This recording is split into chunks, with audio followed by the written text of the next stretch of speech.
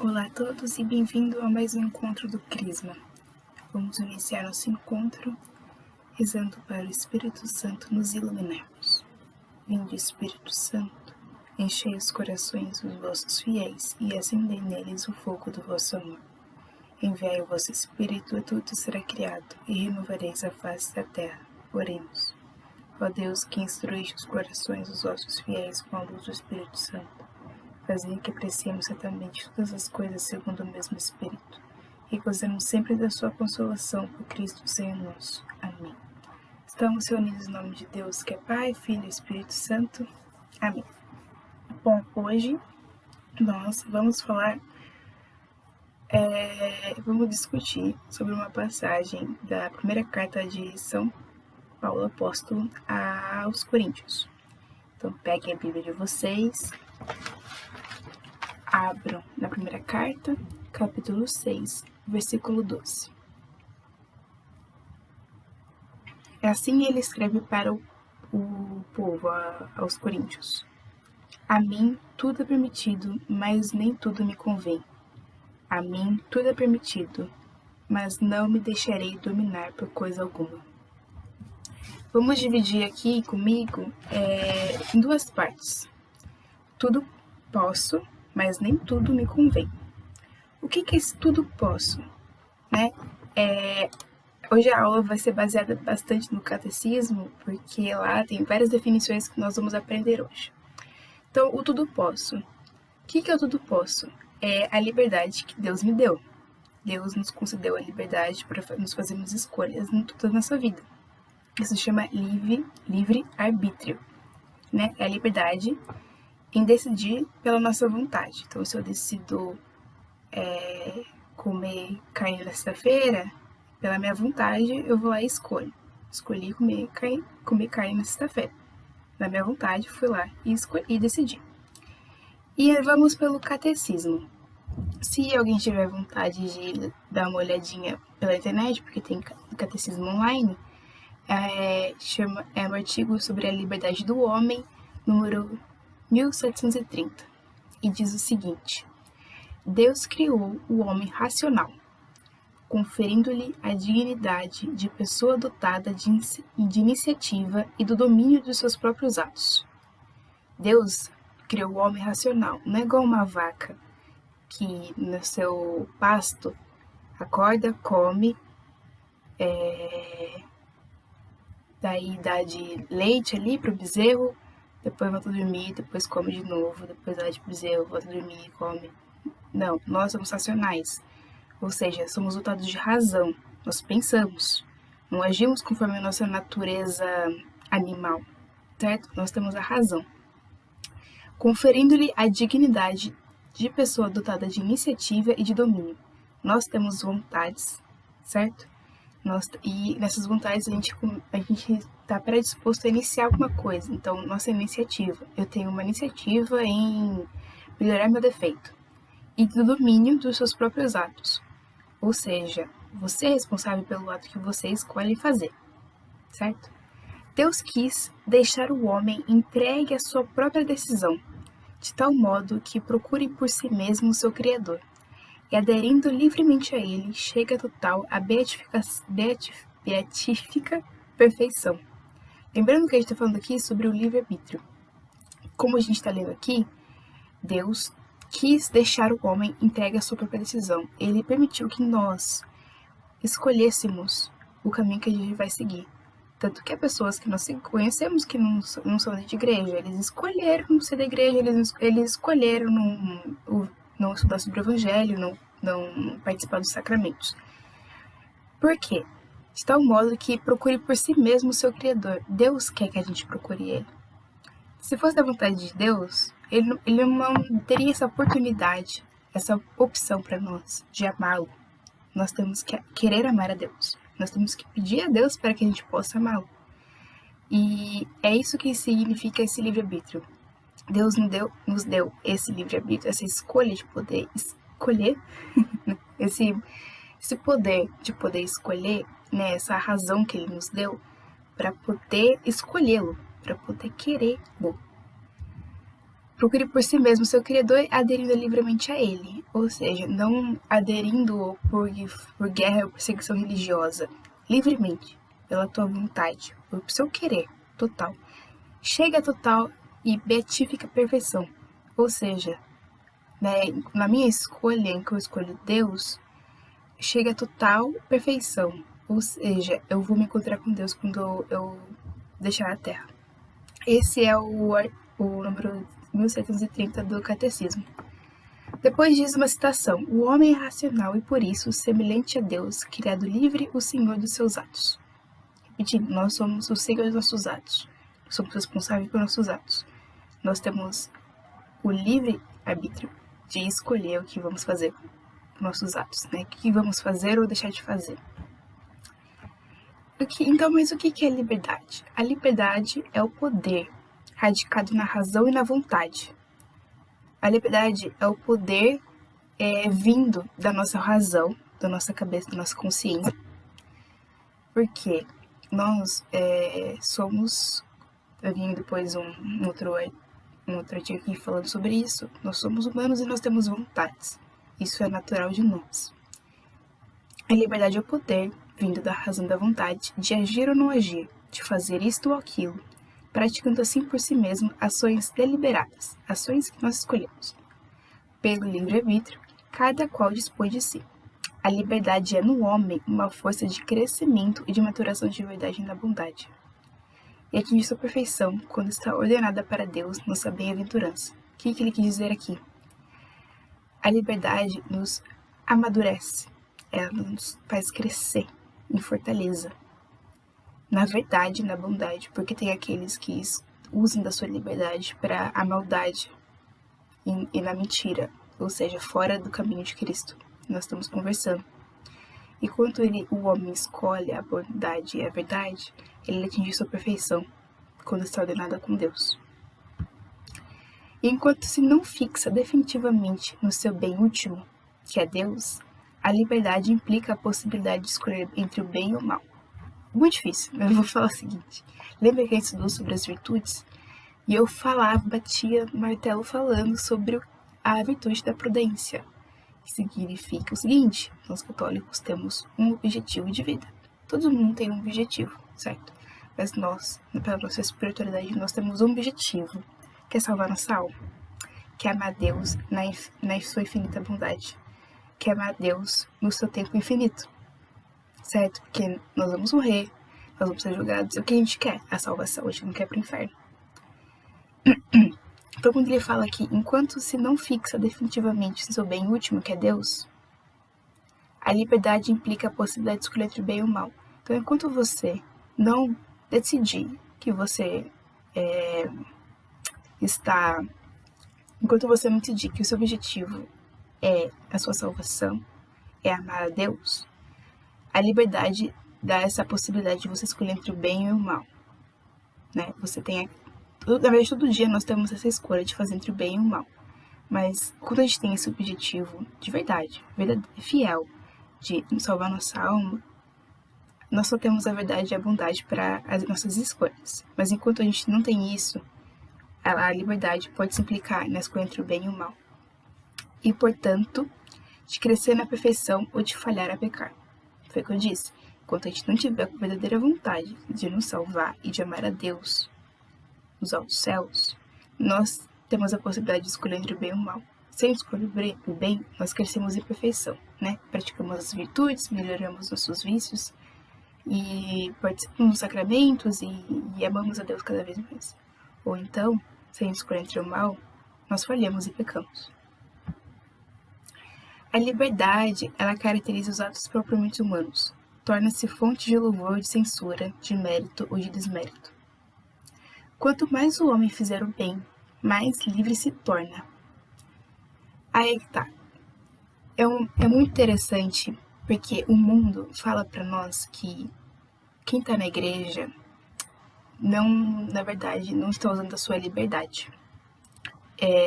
Na verdade, está amarrado a certas regras que o Evangelho diz, que a igreja diz, que a Bíblia diz, e que não tem a possibilidade de pensar sozinho. Só que isso é uma falácia. Falácia é uma mentira que te engana usando certos argumentos. Por quê? Fora da igreja, fora da nossa vida espiritual, da caminhada, tem o mundo. Ou seja, tudo isso que a gente vê que não pertence a Deus. E o que essas coisas oferecem pra gente é uma falsa liberdade. Por quê? O que está fora desse caminho, da igreja, é aquilo que nos faz sermos viciados, nos faz ser propensos a pecar. E quando a gente peca, e quando a gente está viciado numa coisa, a gente não é livre. Porque quando a gente é viciado, a gente fica totalmente dependente daquilo.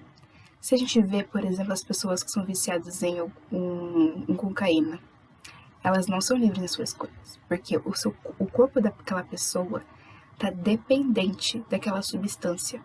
E ela faz loucuras para conseguir aquela substância e tentar aliviar aquela vontade louca de saciar o corpo. E isso não é uma liberdade. O que o mundo oferece não é liberdade. O que o mundo oferece, na verdade, são prisões, que provém desses vícios que estão surgindo. Então, quando, por exemplo, um mundo tenta normalizar relação sexual entre os jovens, por exemplo, em uma série de Netflix, igual aquela série que agora eu vou esquecer, que fala sobre educação sexual, mas ele normaliza muito a relação sexual entre os adolescentes. Quando a igreja comenta, tá no mandamento falando que não tem que pegar contra a castidade e aqueles que só podem ter uma relação sexual é o casado, tem uma explicação, tem um porquê. E é N motivos. E tantos motivos como doenças sexuais, como a entrega do corpo, seu templo de Cristo, a dependência emocional, várias coisas, várias situações. Mas o mundo não quer saber disso. Afinal, porque quem é o rei do mundo é o demônio, é o diabo, né? O céu é de Deus, a bondade é de Deus. Deus é a bondade. Não tem mais o que falar de explicação sobre isso. Então, quando fala sobre tentar normalizar essas coisas que a igreja fala que é contra, torna-se e começa a ficar comum na cabeça de todos nós. E nós tentamos praticar aquilo e aquilo torna-se um vício. A igreja é uma mãe, porque ela quer cuidar dos seus fiéis. É isso que a igreja é, uma instituição que quer salvar as almas. Porque sabe que a alma tem a alma e o corpo. E se não educar o corpo, que ele fica muito preso ao pecado, aos vícios, a alma não se salva. A alma não se salva, ela vai para o inferno, ela não chega aos céus. Então, o mundo tenta normalizar situações em que a igreja explica que é errado, que faz mal para a tua alma, que faz mal para o teu corpo. E ele não se torna livre, ele se torna um prisioneiro daquelas situações difíceis de sair, das situações do pecado. Não, voltando aqui ao artigo 1733, não há verdadeira liberdade senão no serviço do bem e da justiça. A opção pela desobediência e pelo mal é um abuso de liberdade e conduz à escravidão do pecado. Resumindo o que eu falei, a opção pela desobediência e pelo mal é um abuso de liberdade e conduz à escravidão do pecado. A liberdade se torna o homem responsável pelos seus atos. Nós somos responsáveis por nossos atos. A gente tem consciência do que a gente está fazendo. A gente tem conhecimento quando a gente está fazendo a coisa errada ou certa, né? Mas, então, se por acaso, Bárbara, se eu tô pecando, eu não tô sabendo. Né? Igual, vocês estão estudando o Crisma, certo? Vocês estudaram na Eucaristia, estão estudando agora o Crisma, para receber o sacramento do Crisma. Então, agora vocês estão na fase de conhecimento. E se por acaso vocês não sabiam que determinada coisa, determinado mandamento que faz a gente pecar, ou algum pecado capital, que vocês não sabiam o que era, ou vocês tinham cometido, então quer dizer que você está em pecado mortal? Será que você está pecando venialmente? Então, diz assim o seguinte, o artigo 1735, a imputabilidade, ou seja, a sua culpabilidade, você ser culpado de algo, e responsabilidade de um ato podem ser diminuídas e até anuladas pela ignorância, a inadvertência, a violência, o medo dos hábitos, as afeições desordenadas e outros fatores psíquicos e sociais. Quando então você não tem consciência de que aquilo que você estava fazendo era um pecado, não necessariamente você estava pecando. Aquilo não estava atingindo a sua alma. Mas aqui é uma faca de dois gumes, posso assim dizer. Por quê? Vocês estão estudando para receber o crisma. A partir daquele momento que estão recebendo para o crisma, vocês vão ser responsáveis pelo conhecimento da palavra de vocês próprios. Porque já dizia em Apocalipse, aos monos eu vomitarei. Ou seja, aqueles que estarão no meio, se estiverem no muro, Deus vai vomitar. Porque ele quer aquele quente, aquela pessoa quente. Porque a fria já admitiu que não vai querer mesmo, que não quer se salvar. Deus quer aquela pessoa quente que estuda, que quer saber, que quer conhecer, que quer saber argumentar para poder defender sua fé. Para poder defender Jesus Cristo, defender Deus. Porque crisma é isso.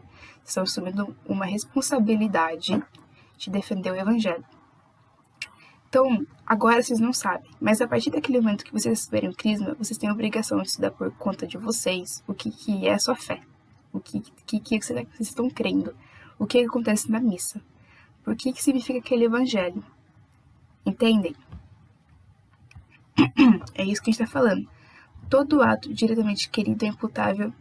Todo ato diretamente querido é imputável ao seu ato. Ou seja, quando você quer pecar, e você pecou, você é culpado por aquilo.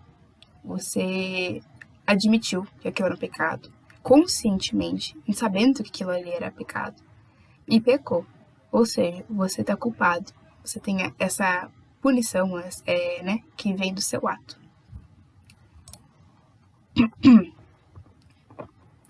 E essa foi a parte do tudo posso. Que a gente, relembrando que a gente está vendo aqui uma passagem de São Paulo Apóstolo, que é tudo posso, mas nem tudo me convém, que é na primeira carta de Coríntios. Então vimos na parte do tudo posso, que é do livre-arbítrio. Deus nos concedeu essa possibilidade de escolher. E o que a gente faz com a nossa escolha? Aí é que tá. Agora a parte do mas nem tudo me convém. Ou seja, nem tudo eu devo fazer. Eu posso tudo, mas eu devo fazer tudo? Vamos falar aqui sobre a vontade e a necessidade. Nós, humanos, temos paixões. A gente precisa normalizar isso. A igreja não quer que você seja uma pessoa fria, que parece que não tem vontade, que não tem emoção, que seja aquela pessoa assim, sem graça. Não é isso. Deus nos concedeu paixões, emoções, vontades. E o que a gente faz com elas que faz a diferença. Então, ter vontades, paixões é do ser humano. Então, voltando aqui para o Catecismo, número 1763, se alguém estiver acompanhando pela internet. O termo paixões pertence ao patrimônio cristão. Os sentimentos, ou paixões, são as emoções ou movimentos da sensibilidade que inclinam a agir ou não agir, em vista do que sentiu ou imaginou como bom ou como mal. Nós temos paixões. E o que são essas paixões? São nossas emoções, ou nossos movimentos conforme o que nós sentimos, que nos fazem agir ou nos fazem não agir. Tendo em vista do que a gente sentiu, se foi bom ou se foi mal. Ou se a gente imaginou até se foi bom ou se foi mal. O que é bom, o que é mal. Então, o que a gente entende como é bom ou mal, conforme a nossa paixão, a gente vai indo, a gente vai seguindo. E é pecado sentir as paixões? Novamente, não é pecado. Como diz aqui, as paixões são componentes naturais do humano, constituem o lugar de passagem e garantem a ligação entre a vida sensível e a vida do espírito. Se a gente não sentisse nada, como é que a gente fosse sentir o amor de Deus? Como a gente pudesse entender o que Deus queria falar com a gente? Entre a nossa vida sensível e a vida do espírito, a vida que a gente está aqui e a nossa vida espiritual. Se a gente não tivesse paixões, não teria essa conexão. Em si mesmas, as paixões não são nem boas nem más. Pecado é quando a paixão é inclinada para o mal e eu escolho fazê-lo. Tem um vídeo do Padre Paulo Ricardo falando que ele estava lá no esqueci agora a palavra, mas ele estava lá entrevistando um rapaz que queria ser padre. Então ele estava no curso lá para ser sacerdote, que eu esqueci o nome, porque eu sempre esqueço. Mas enfim, esse não vem ao caso. E o padre virou e perguntou para ele: bom, você tem, assim, atração física por mulher? Não, não tenho atração física por mulher. Você tem atração física por homem? Não, não tenho atração física por homem. Então você é o quê? Um repolho? E ele fala isso. Se vocês procurarem na internet para Paulo Ricardo Repolho, vai estar lá o vídeo falando. Por quê? Não é natural não sentir. É do ser humano sentir. Agora, eu senti uma coisa. Eu tenho uma paixão. E se aquela paixão está inclinada para o mal e eu escolho satisfazer aquela paixão, isso é pecado. Nós temos tendências, conforme nossos vícios, né? Nós temos paixões e vícios. Nossas paixões são as emoções, e nossos vícios podem controlar uma nossas emoções. Se a minha paixão está ligada a um vício e eu escolho saciar esse vício, né? De novo, cair lá naquele vício, eu estou pecando. E como distinguir se a minha paixão é ou não um pecado? Nós temos uma coisa muito legal chamada consciência, que também foi escrita bastante, né, um tópico interessante no catecismo. E eu vou ler aqui, para ser mais fácil de entender, o YouCat.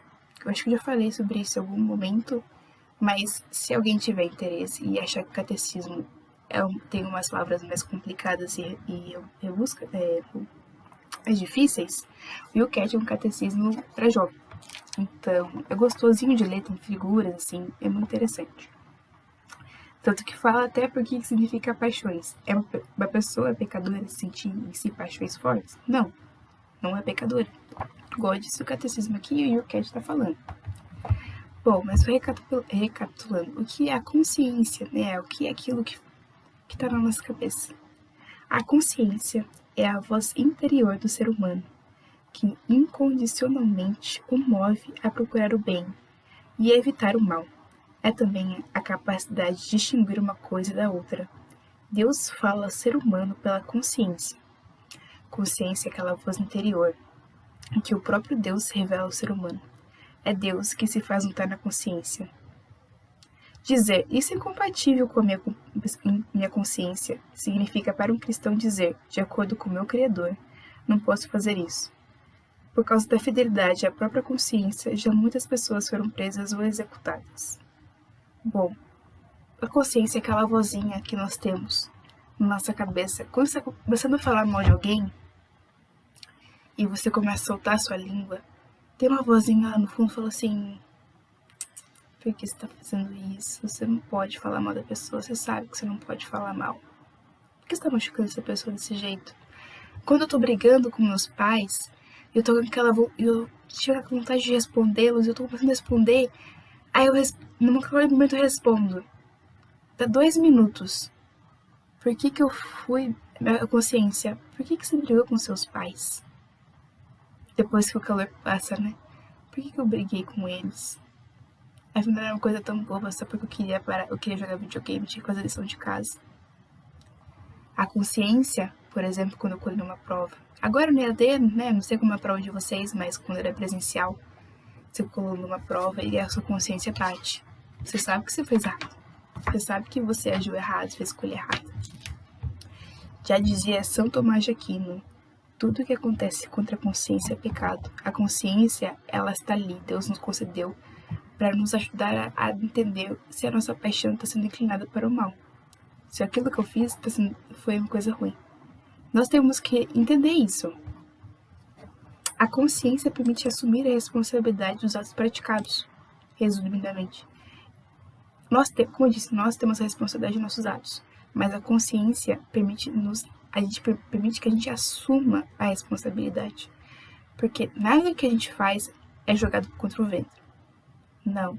Tudo que a gente faz, nós seremos cobrados depois. Tudo que a gente faz. E essa consciência que a gente tem, que faz com que a gente evite, que nós pensamos, refletimos antes de agir, né? O ser humano deve obedecer sempre ao juízo certo da sua consciência. Como diz aqui, a nossa consciência é a voz interior que o próprio Deus revela ao ser humano. Ou seja, nós somos inclinados para o bem, certo? Nossa consciência é inclinada para o bem. E ela nos ajuda a assumir nossa responsabilidade. Devemos sempre obedecer sempre ao juízo certo daquela consciência moral que nós criamos.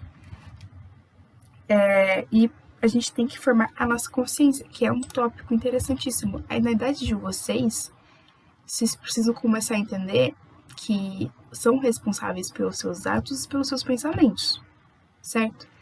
E para assumir essa responsabilidade, nós temos que construir uma consciência boa.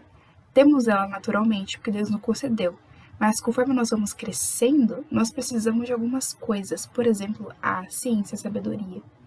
Quando a gente estuda, a gente toma conhecimento de certos tópicos. Então, quando a gente comete alguma coisa errada e a gente estudou sobre aquilo, a consciência vem, pipoca assim. Ah, você lembra que eu estudei aquilo? Então, aquele livro estava escrevendo, falou que você fez errado. Você não estudou? Olha só, que você fez errado. Assuma a sua responsabilidade. Isso é a consciência. Então, sim, devemos formar a nossa consciência. A consciência inata a todo ser humano dotado de razão pode ser mal orientada e anestesiada. Igual eu falei sobre o mundo ali na parte da liberdade. Se a gente não tomar cuidado, o mundo pode entrar na nossa cabeça e fazer com que a nossa consciência perca essa verdadeira bondade, essa ligação com Deus, essa consciência moral. Entenderam? Se a gente deixar o mundo entrar na nossa consciência e com que esses argumentos que eles dão pra gente, essas normalizações que a igreja fala que não é, que o evangelho, que Jesus Cristo, Filho de Deus, fala que não é, faz com que a nossa consciência seja anestesiada e fraca. Ou seja, ela fica mal inclinada. Então, quando a gente faz uma coisa errada, e se a consciência está mal inclinada, a gente não consegue assumir nossa responsabilidade pelos atos. E quando a gente não assume a responsabilidade pelos nossos atos, aí fica mais difícil ainda de você voltar para o caminho de Cristo. Porque você tem que tirar da sua consciência que aquilo, na verdade, não é normal fazer. Colocar na sua consciência o certo e assumir ainda pedir perdão. Então, temos que criar nossa consciência do jeito saudável, do jeito certo, estudando coisas boas, edificantes, que fazem a nossa alma crescer. A primeira escola da consciência é a autocrítica. Nós, seres humanos, temos, de fato, a tendência para julgar de acordo com o nosso interesse. Lembra quando a gente falava sobre o vício, sobre as virtudes? A gente deu aquele encontro era sobre as virtudes, para nós temos consciência de que precisamos melhorar. Que não estamos aqui para ser igual a Gabriela. Eu nasci, cresci assim, você sempre assim, Gabriela. Não, temos vícios e a gente tem que melhorar. Então, a autocrítica, quando eu faço uma coisa errada, a gente sabe que fez uma coisa errada, você para e pensa. E reflete, assim, é vergonhoso no começo, quando você ainda não faz isso. Mas a partir daquele momento que você vai fazendo, você vai ficando cada vez melhor. Você vai amar mais as pessoas à sua volta. Você vai se amar mais, porque você se conhece melhor e melhora e se sente mais feliz consigo mesmo e ama mais a Deus. Porque amando mais o próximo e se amando de verdade, sem o amor próprio doido aí que ficam falando na internet. Se amar de verdade, né, não se amar com seus defeitos, repudiar seus defeitos e querer ser melhor, ser mais em semelhança de Cristo, faz com que a nossa consciência cresça, evolua. E Deus ama que a gente faça isso. Ele quer que a gente faça isso. Porque aí quando a gente faz isso, a gente escolhe Ele, e não o mundo, e não o mal. A segunda escola da consciência é a orientação para agir bem com os outros. A correta formação da consciência conduz o ser humano à liberdade de fazer o bem corretamente, discernindo. Então, foi o que eu falei. A segunda escola é a orientação para agir bem com os outros. Quando a gente escolhe ser melhor, quando a gente escolhe não passar a fofoca pra frente, quando a gente escolhe lavar uma louça, isso é amar, isso é honrar o pai. Lavar uma louça sem eles pedirem, arrumar seu quarto sem eles pedirem, fazer sua obrigação e ser grato aos seus pais. É amar o outro e a formar uma consciência boa, verdadeira, limpa. A Igreja, ao longo da sua longa história e com a ajuda do Espírito Santo, colecionou muita sabedoria sobre o comportamento correto. Pertence à sua missão educar a humanidade e dar-lhe as orientações. Como eu disse, tem o mundo e tem a Igreja. A Igreja, ela está aqui para orientar os seus fiéis, para se salvar. E como que ela orienta? Com isso, com o estudo, com o Evangelho, claro, com o Espírito Santo, por óbvio, com as homilias, com as pastorais, com os livros, os autores da Igreja. A Igreja é isso, é para guiar a gente. E ela tá ali para falar e explicar por quê. Tudo que você pesquisar, você vai achar aí da Igreja Católica falando. O catecismo tá aí para isso, para você ter uma dúvida, você abrir, você ler e entender. Padre Paulo Ricardo tem uma pastoral linda na internet, que se você colocar qualquer assunto, escrever Padre Paulo Ricardo, ele vai estar lá explicando. Tem no Spotify, tem no YouTube. Eu sou fã do Padre Paulo Ricardo, assim, aberto. Não já percebeu, vou falando dele. Então, assim, ela tá ali para explicar o porquê, né? Ela tem essa missão de salvar, de falar da bondade, de fazer com que nós, católicos, cristãos católicos, escolhemos ter uma boa consciência, crescer a nossa consciência, formar a nossa consciência boa, para que com a nossa liberdade, com o nosso livre arbítrio, nós possamos escolher o bem. Porque tudo eu posso, mas nem tudo me convém. Deus permitiu que eu pudesse escolher tudo.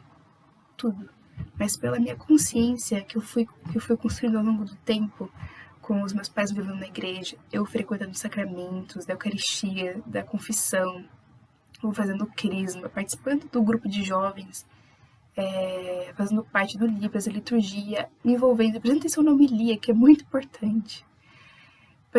Sendo catequista, vai criando essa consciência, e conforme você mais cria consciência, mais você quer ser bom, quer amar mais a Deus. E no final de tudo isso, nós temos a maior recompensa que pode nos oferecer, que é a eternidade, que é a vida eterna com Deus, com Cristo, com Nosso Senhor e todos os santos. Se tiverem alguma dúvida, por favor, mandem mensagem.